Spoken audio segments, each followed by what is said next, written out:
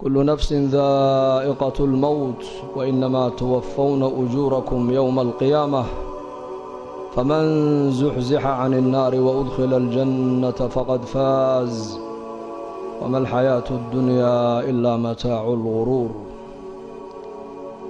وقال النبي صلى الله عليه وآله وصحبه وسلم: إذا وضعت الجنازة واحتملها الرجال على أعناقهم فإن كانت صالحة قالت قدموني قدموني، وإن كانت غير صالحة قالت يا ويلها أين تذهبون بها، يسمع صوتها كل شيء إلا الإنسان ولو سمعه صعق، أو كما قال صلى الله عليه وآله وصحبه وسلم.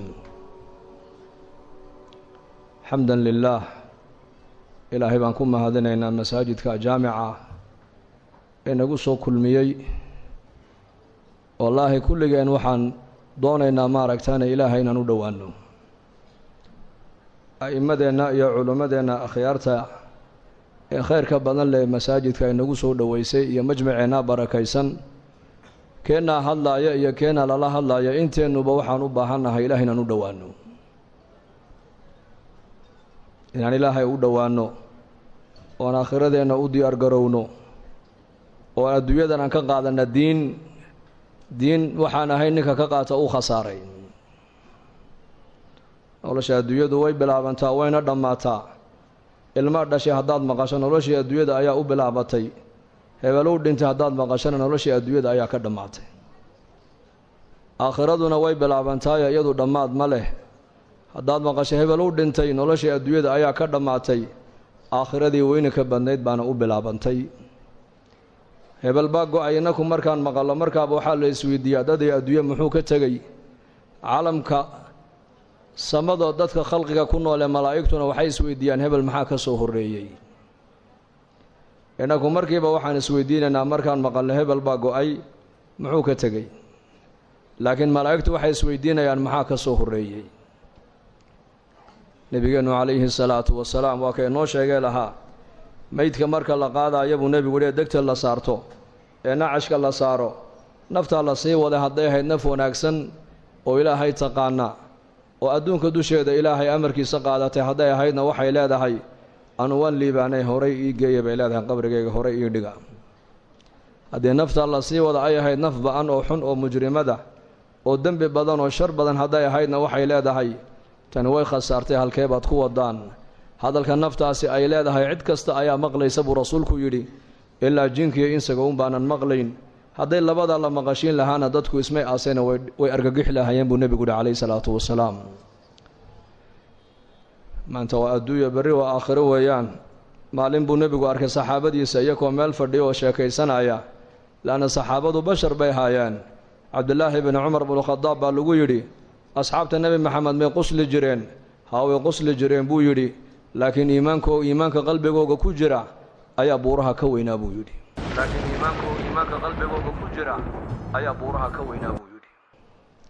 malaa'ig may ahayna bashar bay ahaayeen. sida innaku aan u shaqaysanay u shaqaysanayeen, sida innaku reere iyo ubad aan u leenahay si ka badan bay u lahaayeen, laakiin qulubtooda waxaa ku weynayd ilaahay baa ku weynaa, diinta ayaa ku weynayd, aakhirada ayaa ku weynayd.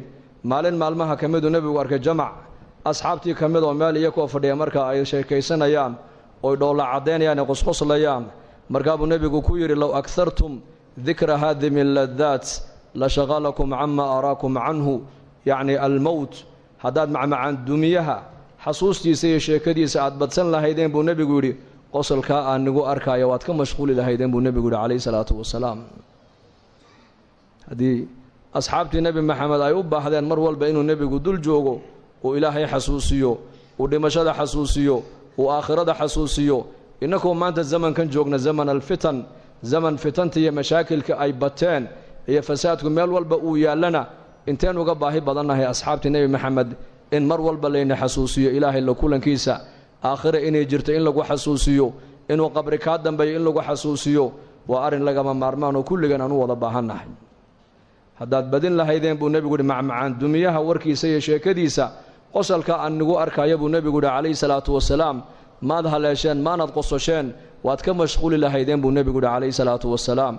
waagii barye iyo gobolkii dhacaba maalin kasti waxa uu bini aadamku u sii dhowaanayaan waa qabriga weeyaan.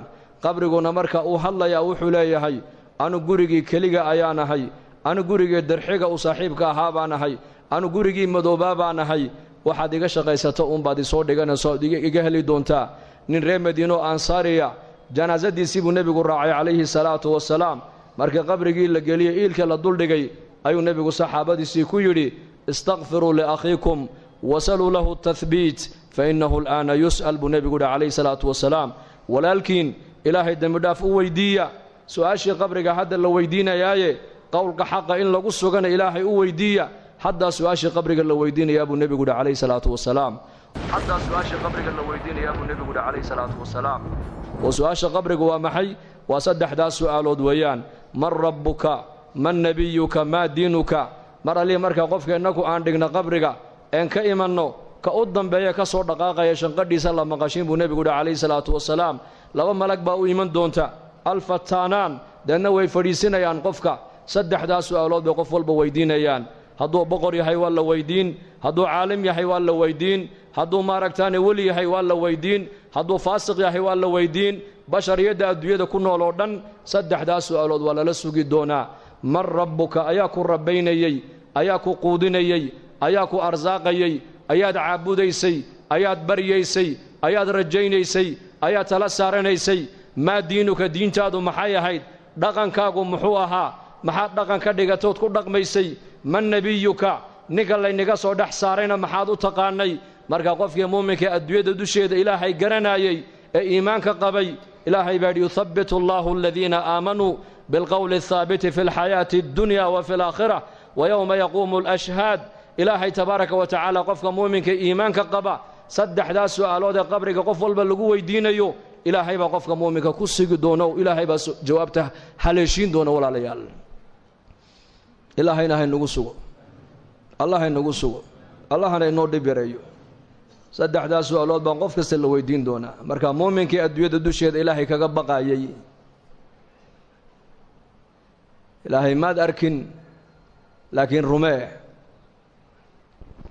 makhluuqaa kuu muuqda, makhluuqaad arkaysaa laakiin khaaliqa lama arka adduunka inta la joogo. jidhkaad arkaysaa laakiin ruuxda lama arko. adduunyadaad arkaysaa laakiin aakhirada lama arko inta adduunka la joogo. manaaficda lacagtaad arkaysaa laakiin manfacadda salaada iyo manfacadda thawaabka ma arkaysid, waa qayb. aakhira taa lagugu tusin doonaa. shayga maanta mushaahadaadka inoo muuqda ayaa hadhow toola noqon doona muqayabaat, wax kaa qarsoomay buu noqon doonaa. shayga qaybka maanta kaa qarsoon waxa uu noqon doonaa wax hortaada imaadood aragto ayuu noqon doonaa. maanta adduunyada ay noo muuqato, aakhira ay nooma muuqato. laakiin qofku markuu adduunyada ka intiqaalu dhinto, laqad kunta fii ghaflatin min haada fakashafnaa canka khidaa'aka fabasaruka alyowma xadiid. waxaa la odhan doonaa daah iyo xijaab ayaa kaa saarnaa noloshan, laakiin maanta daah iyo xijaabkii kaa saarnaa waan kaa qaadnee, araggaaguba waa xadiid baa qofka la odhan doonaa. oo adduunyadii baa noqon doontaa hayb bay noqoni doontaa. ciyaalkiisii iyo dumarkiisii iyo daarihiisii iyo adduunyadiisii iyo lacagtiisii waa laga qarini doonaa. waxaa markaa uu arki doonaa camalkii adduunyada uu soo qabtay. hadduu shar ahaana wuxuu arki doonaa cuquubadiisii iyo cadhadiisii. hadduu cuquubadii ilaahay cadhadii buu arkayaa. hadduu khayr ahaana thawaabkii iyo ajarkii iyo khayrkii iyo xasanaadkii buu arkayaa.